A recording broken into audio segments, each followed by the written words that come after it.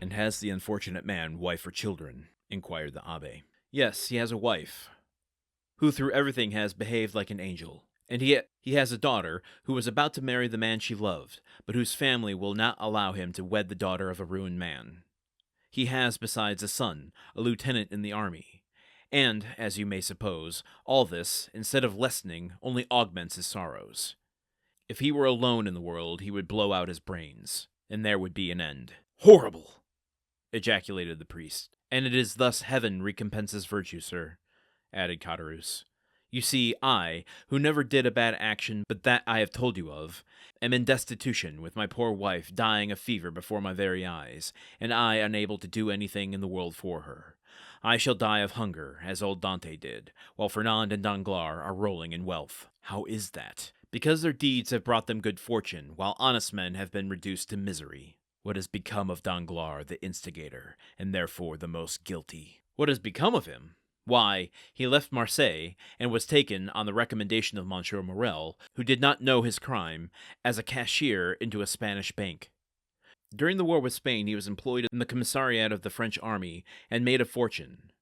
Then with that money he speculated in the funds, and trebled or quadrupled his capital, and having first married his banker's daughter, who left him a widower, he has married a second time, a widow, a Madame de Nargonne, daughter of Monsieur de Sarveux, the king's chamberlain, who is in high favor at court.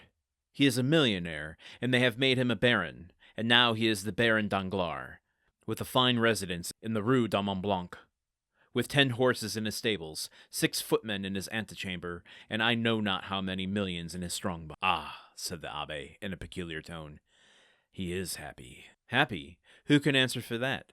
Happiness or unhappiness is the secret known but to oneself and the walls. Walls have ears but no tongue. But if a large fortune produces happiness, Danglars is happy. And Fernand? Fernand? Why, much the same story. But how could a poor Catalan fisher boy, without educational resources, make a fortune? I confess this staggers me. And it has staggered everybody. There must have been in his life some strange secret that no one knows. But then by what visible steps has he attained this high fortune or high position? Both, sir. He has both fortune and position. Both. This must be impossible. You know what I just realized is we don't really know much about Danglars as a character. We know about him through relation to Dante. We know about him through his actions in imprisoning Dante or getting him imprisoned. He's conniving. How far is he willing to go?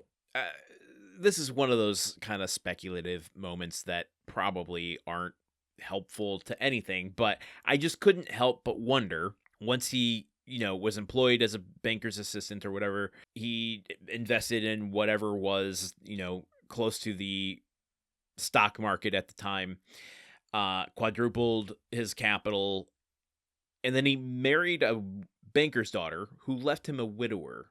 Now, there's no indication at all in this that he's murderous. But what do we think about Danglars? Would he have killed his wife in order to get her fortune, and then go and marry another widower to get her fortune? Is he a black widower? Is he like Chaplin's Monsieur Verdoux, finding lonely old women and killing them for their fortune? And I'm glad that, and surprised actually, that Caderousse actually said this, but when Dante says here, after hearing about how he got all of his millions, saying, he is happy. I'm like, well, hold on now. Just because he has wealth doesn't mean he's happy. Though, with what we know of Danglars, what do you think Danglars would constitute as happiness? He doesn't seem the type that's like seeking out a contented life, sitting by the hearth, listening to the pitter-patter of his children playing in the background while he reads a dusty tome. He seems the type that needs to be always scheming and angling. Ambition is the thing that we've given to Danglars, so nothing is ever going to be enough. He's always got to have his eye on the next thing. So what is happiness to Danglars?